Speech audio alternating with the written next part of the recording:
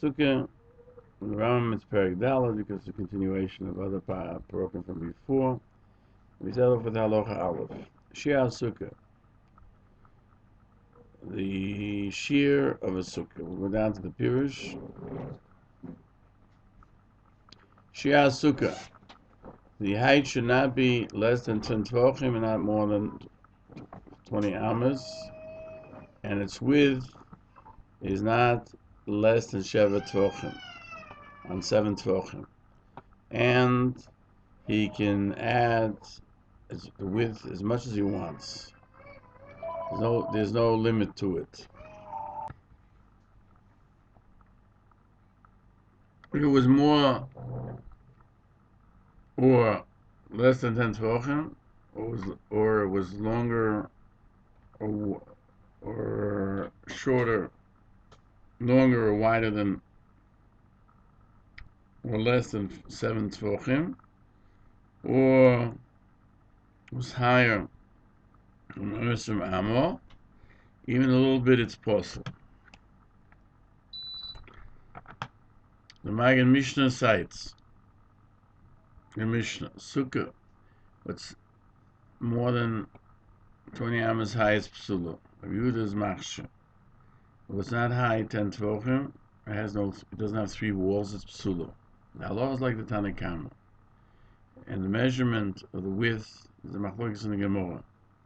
Halacha has to have enough to enclose a person's head, the majority of his body, and his table. And the amount that was measured is 7 tefachim on 7 tefachim.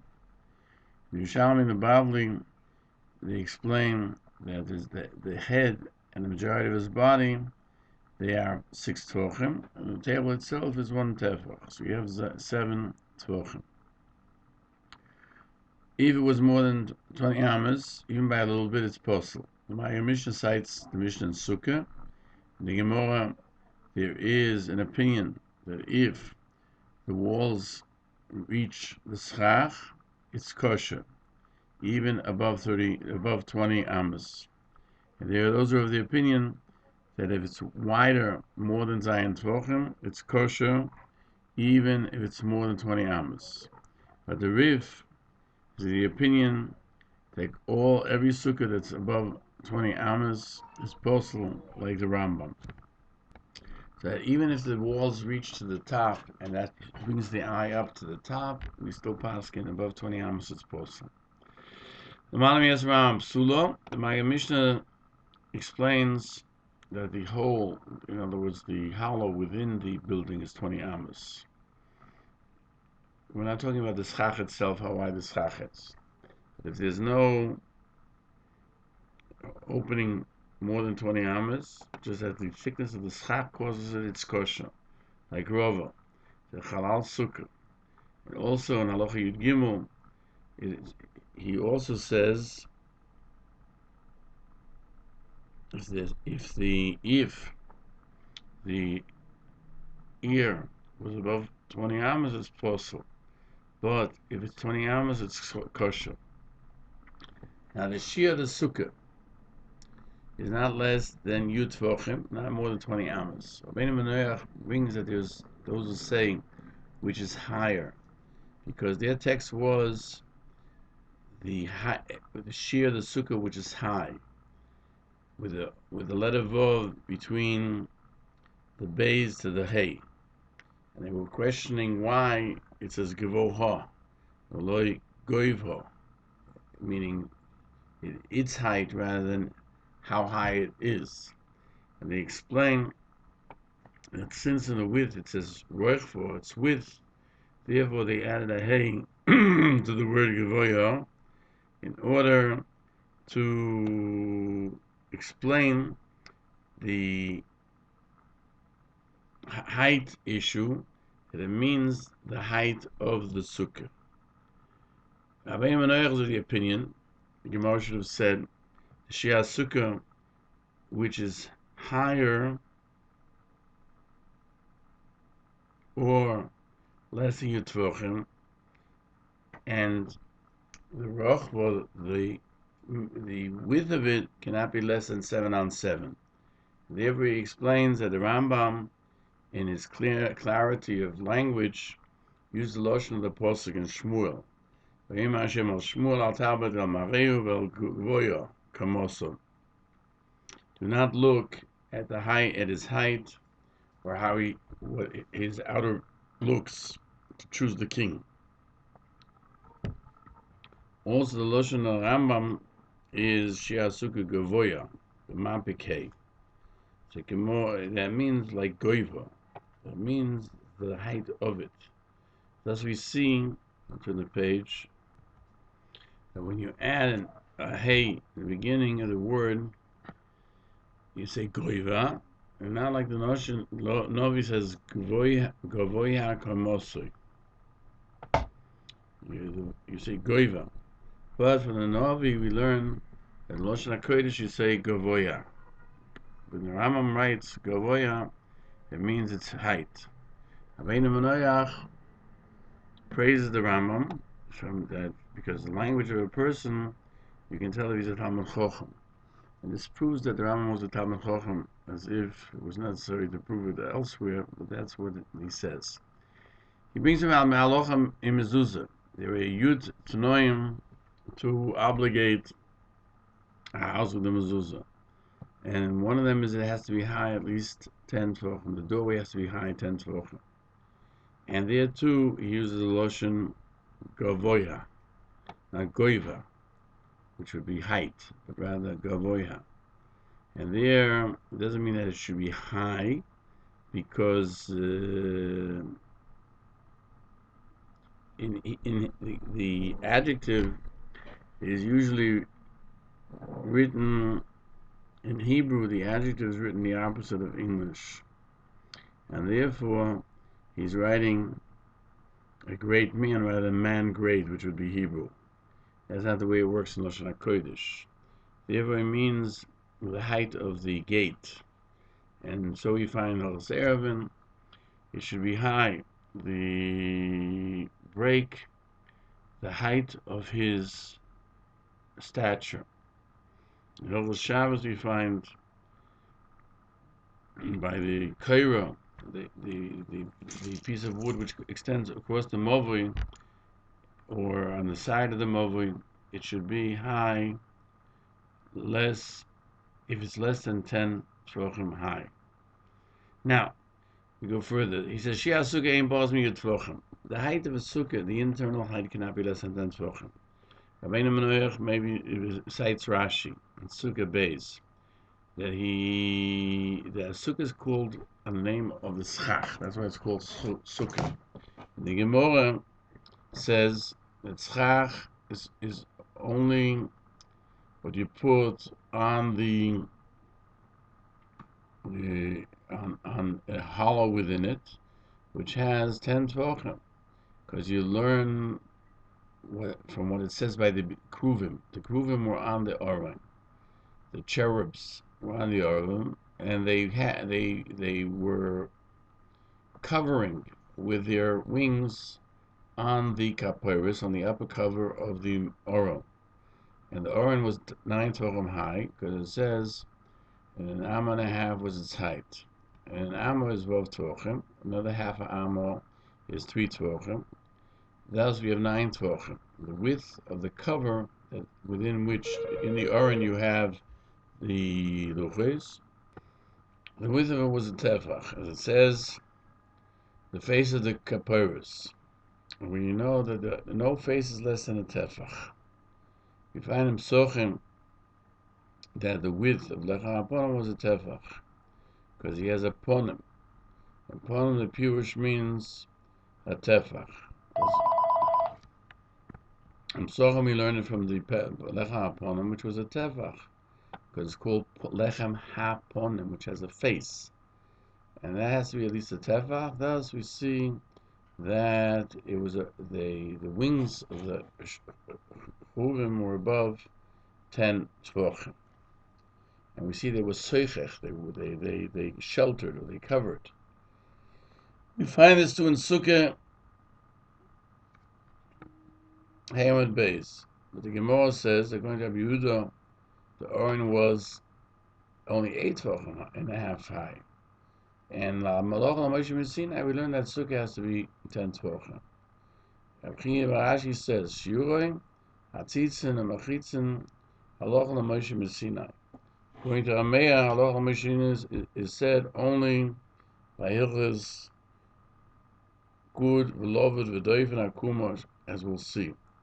And according to Rae Gann, we don't have it regarding the height, because Rae Gann learns it from the Oren. But those that don't learn, and therefore he doesn't need to learn it, Halacha Moshe Sinai. That's only regarding the halachas of good ochis, which we will learn about. Lovud, something's close to something else, it's considered attached. V'doif and Akumo, and that the ceiling, the part of the wall can be ceiling, or ceiling can be part of the wall, and we'll learn further. The Shulchan Aruch writes, the Paskin, the Sukkah is not 10 tefachim high as postal. The Mishnah Berurah adds, you need 10 tefachim in the halal, between the karka and the schach. Not more than 20 amas. The Maggid Mishnah cites the Rif. Every sukkah that's more than 20 amas is postal. And so we find the Shulchan Aruch. Sukkah sheyigvur l'mal michof amas psula. It doesn't matter whether it's wide, it's very, very big or not. The Taz explains that this comes to exclude what Reb Zera says. It's only possible if he's not within the shade of the sukkah, and the shade is coming from the walls. But if it's very, very wide, then technically, if a room is 100 meters by 100 meters, even if it's 20 amas high, the schach will be giving shade, because the over the expanse of the wall, the over the expanse of the floor, the majority is from the schach. The Mechaber adds that the height above 20 amas is possible. It doesn't matter whether the walls reach the schach or they don't, because one of the questions is whether you see the schach. And if it reaches the schach, technically your eye is drawn to the schach because it goes up to the schach. The Taz explains that this comes to exclude what Rambam says. It's only possible when the eye does not see the schach, doesn't notice it. But when the walls reach the schach, you see the schach, even more than 20 amas high. Mechaber paskins, it's possible because the reason for the psul is like Rova, that it has to be a diras aroi, meaning a temporary sojourn, the sukkah. We'll turn the page, and one should be able to exist within this temporary dwelling.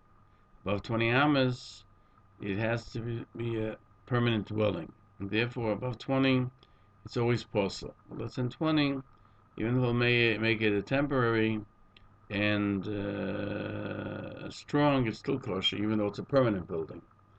That's what we'll talk about later, where the walls are permanent and the schach is the only thing that you change. The Gro explains that the Mechaber paskins like Rova, because he's from the generation of Amorim, which is later, and the Halacha is always like them. And he cites the Ritva, that even though the Halacha is not like the Talmud, and Rova was a Talmud of Rabbo, that's only when the Rebbe heard what the Talmud said. But Rabbo was the Rebbe of Rova, did not hear what he said, and therefore the halacha is like the Talmud. There's a rule that we should know in general, and the Rosh says, and the Sugya and Sukkah is like Rova. There, Rav Huna, of the opinion like Rav Yehuda, that Sukkah needs to be a permanent dwelling, and therefore he says even if it's more than 20 amas high, it can be a permanent dwelling. But Abaye and Rabbi Yosef of the opinion, not like Rabbi Yehuda, and therefore the halacha is not like Rabbi Yehuda. And he explains that the Chachomim go according to their reasoning that anything that's above 20 amas is possible because it's not a temporary dwelling, but a permanent one. Like Rava, who always says anything above 20, it doesn't matter how big it is, it cannot stand by itself only if it's done as a permanent fixture, and therefore Rava Pasel says that such a sukkah is not kosher. Shulchan Aruch paskins that if all of the schach was more than 20 amas, and there's in the halal only 20 amas, the sukkah is kshera. And how much is 20 amas? In Eruvin, it's explained that it has two measurements of an amo. Amo is the measure that was used, and there's an amo which is smaller and an amo that's larger. Why? Because an amo is made up of a certain number of tvochim, of hand breadths. Now, a hand breadth depends whether you have the hand clenched or whether it's slightly spread apart the fingers. And therefore, if it's clenched, then over 20 amas, you will have less height than if it would be spread apart. The Magen Avraham cites, Shekel explains that the Magen Mishnah states that when it's the amas wide, you add each time you gain a half a finger. Magen Avraham says in Chav Amas it has to be without that half a finger added, and therefore you will end up with 10 fingers less. 20 times half a finger is 10 fingers, and that is at least 2 tvochim. So it's a shorter distance. The Pri Megadim explains the halacha is that Talmud, you always go to the chumrah, you go more stringent, and then when we count 20 amas, we count it possible even we take the shorter measurement as opposed to the larger one. And if there would be instances where it would be the shorter measurement would make it kosher, then you measure the wider one. In other words, if you need to have 7 tefachim by 7 tefachim, you need to have a certain number of amas by a certain number of amas, then we require the larger amas. Therefore, the sukkah has to be at least 10 tefachim, meaning you use the larger tefachim, or 7 tefachim wide. There you're machmer. That's what the Mishnah Berurah paskins, and we find this in Sha'ar HaTziyun, and all of this is not mentioned in the Rambam. And width cannot be less than Zayin Tvochim and Zayin Tvochim. The Magen Mishnah cites the Yerushalmi, the Bavli, that Roishe v'Ruboy b'Shulchanoi has to be Zayin Tvochim. Shulchan Aruch also paskins, and we bring in here by the Rambam the Shulchan Aruch, just so you should know what the halacha is in actuality. That sukkah that doesn't have 7 on 7 is possible. The Magen Avraham explains that they used to eat their meals in a reclining position and next to the table. Therefore, you need Zayin al Zayin Tvochim, that he'll have the majority of his body within the sukkah. So this is the exclusion of a sukkah ktano, that his head and the table get into it, but not the majority of his body, or the majority of his body and his head, but not his table. The Magen Avraham is clearful to deduce from the language of that he says if it's not 7 tefachim, even though it's very long. In other words, the question is it 7 by 7 in a square or not? That if you'll have a square less than a square of 7 by 7, it's possible, because he can't put his head and shoulder and majority of his body on his table. And he ends that would seem to be the agreement of all the poskim. And the Taz and the Bach bring a mention that Ba'arucha, even though it's long, even though it doesn't have 7 tefachim, it's kshera. meaning if it's as long as the total space is more than 49 tvachim. But the Magen Avraham says there's a Torah Sefer b'Toyis Shom, and it really is not kosher unless it's a square.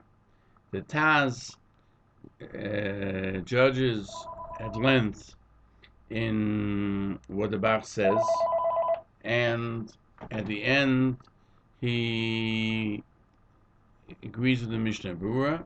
It doesn't matter whether the length or the width, it should not be less than 7 tvachim. And if one side has less than 7 tvachim and the other side is longer, it's still possible. But and we could even prove this in the Rambam, because he says there's nothing less than 7 by 7. That means 7 tvachim on 7 tvachim. Furthermore, he has to add to the width.